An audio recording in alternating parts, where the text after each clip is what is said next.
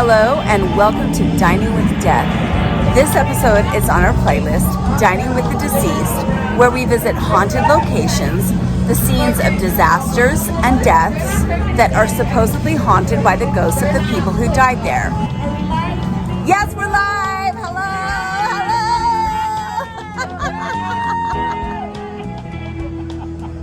I'm coming to you from downtown Las Vegas. Today we visited Bally's, which is the site of a 1980 tragedy. The 23rd floor is supposedly haunted by the ghosts of the people who lost their lives there, as well as the casino floor where 14 people died. We're going to give you a little taste of Bally's. We're going to eat there. We're going to look around. We're going to try not to get kicked out as we film, and we're going to discuss this terrible tragedy. I'm Stacy Lee. Let's begin. Bally's of Las Vegas opened as Bally's in 1986, but the actual site and the building has a much longer history. Part of this site was once Three Coins Motel, which opened in 1963. I love this vintage architecture. This era is absolutely my favorite. Three Coins Motel was only open for 3 years and was then purchased by New York attorney and gas station mogul Larry Wolf. He wanted to bring back the Western themes of the Las Vegas hotels that dominated the city in an earlier era. He changed the hotel to the Bonanza, and it opened in 1967 to great fanfare and even featured Lorne Greene of the TV show Bonanza. MGM then purchased the property in 1971, and after renovations and additions, the MGM Grand Hotel opened in December of 1973. It is considered one of the first luxury hotels in Las Vegas, and at opening was the largest resort hotel in the world, boasting 2,100 rooms. As you can see, even this Grand Hotel is no match for the opulence and over-the-top nature of today's Las Vegas resorts. Around 7 a.m. on the morning of November 21st, 1980, in a small ground floor deli, a refrigerated pastry case, much like this one here in Bally's, shorted out and caught fire. It is believed that the hot coils of the unit had been smoldering for quite some time before that, and the heat grew and intensified due to missing chunks of insulation around the refrigerant lines. After smoldering for some time, the ungrounded metal conduit began arcing, and then found fresh oxygen, causing a fireball that exploded into the casino. Guests report seeing an actual fireball come shooting from the deli onto the casino floor, where it bounced off of the floor and onto the ceiling. The flames then quickly burned through flammable plastic wall coverings and pipes and filled the casino with smoke and noxious gases. Because the hotel switchboard was located on the casino floor, operators evacuated and did not notify guests of the fire. Fire alarms failed to sound and were not even present in areas where they should have been. In what has become known as an epic failure in fire prevention design, the seismic joints in the tower, which are installed in case of earthquakes, filled with smoke that quickly rose to the top of the high-rise where no vent or fire extinguishers or smoke detectors were present.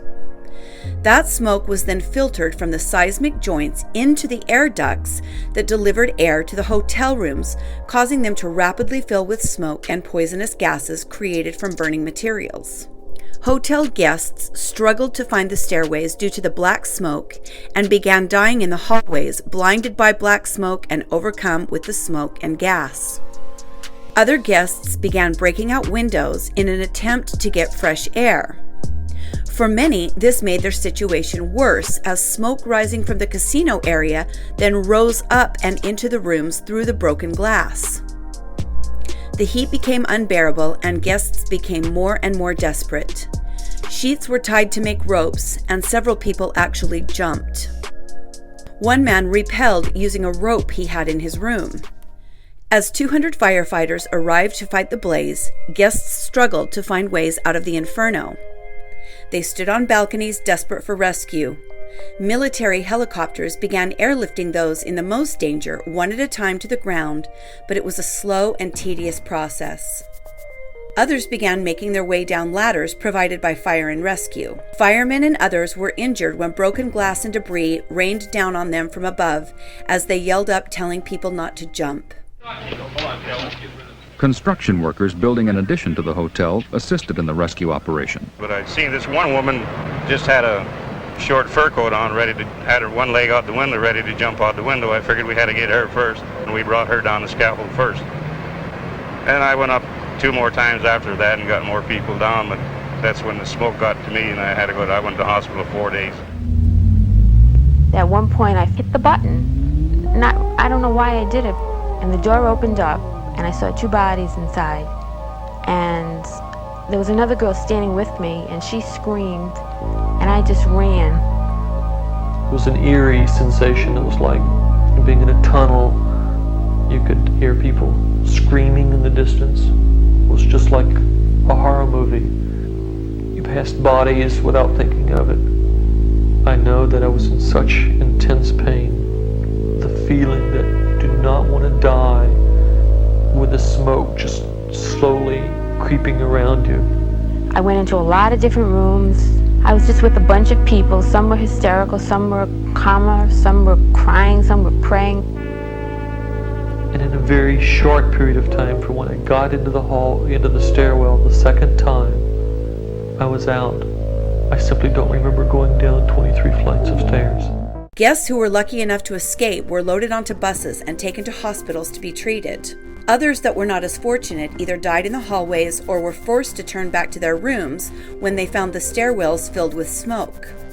Firefighters later reported crawling over piles of bodies as they fought the fire and smoke on the floors above 16, with the 23rd floor being the worst. Bodies were found on beds, huddled in corners of the rooms, and in bathtubs.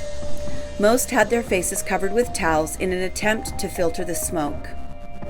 Firefighter Perkins later said, quote, "We saw a big pile of people with their arms wrapped around each other in front of the elevator. There were probably 10 to 12 people who had died in each other's arms. It's something I've had nightmares about ever since." He said firefighters found many rooms with last notes of goodbye to loved ones scribbled on mirrors in marker and lipstick. By the end of the day, 61 bodies were recovered from the North Tower, 25 in hotel rooms and 22 in corridors. 9 bodies were found in stairwells and 5 in elevators. 1 woman died when she jumped to her death. Many of the deceased guests looked like they were just sleeping with no physical damage at all, being overcome with toxic fumes. 14 bodies were found on the casino floor, including a cocktail waitress still holding a drink tray. Bodies were also found in back rooms and lower stairwells.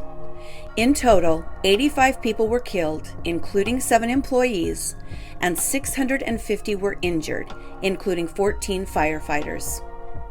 The MGM closed for about 9 months as the damage was repaired.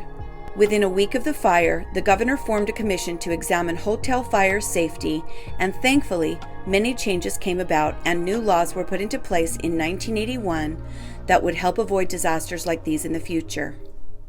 In 1985, Bally's purchased the MGM property and it was renamed, redecorated, and reopened in 1986. This is the same casino where the tragic fire started and so many people lost their lives. This is the same bank of elevators that guests used and some became trapped in and died in during the fire. And this is the same tower where people clung to life on balconies as they waited for rescue. It is said that this bank of slot machines is haunted by the ghosts of those sitting here when the fireball exploded into the casino, and more than a few guests have reported seeing what they think are fellow slot players sitting next to them, only to blink and realize there is no one there. Guests report hearing people screaming as they use these elevators to and from their rooms, and some say they see elevator doors opening when no one has called for them. But the most haunted place inside Bally's is said to be the 23rd floor, where the majority of the fire victims lost their lives on that awful day. Guests who stay in these rooms have very spooky stories to tell.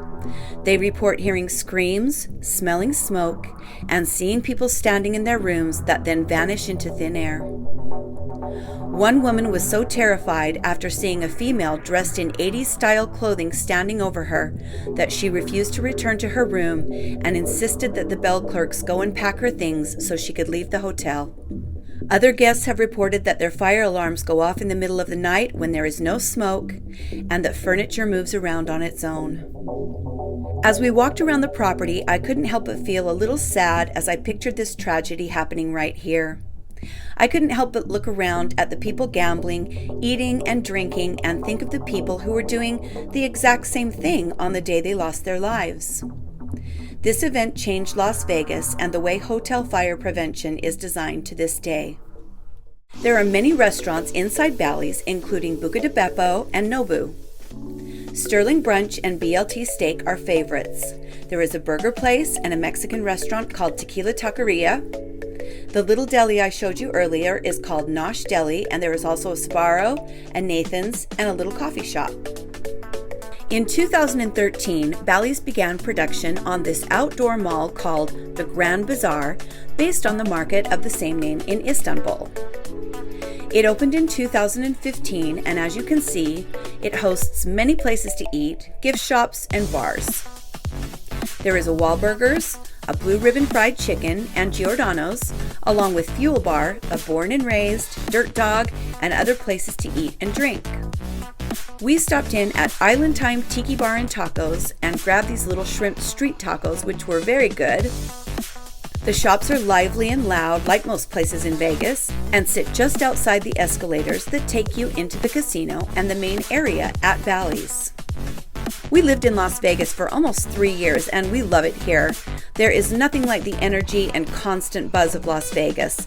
Everyone visiting is here to have a good time, and there is always a party atmosphere on the Strip as well as downtown. It's a fantastic place with great history and beautiful places and people.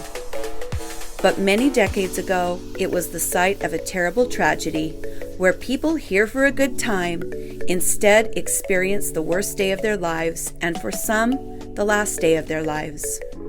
It seems some of them have decided to agree with the famous slogan, "What happens in Vegas stays in Vegas," and so here they stay. Thank you for joining me today on Dining with Death, Dining with the Deceased. Like and subscribe if you'd like to see more. Stay safe, be kind to each other, and I'll see you next time on Dining with Death.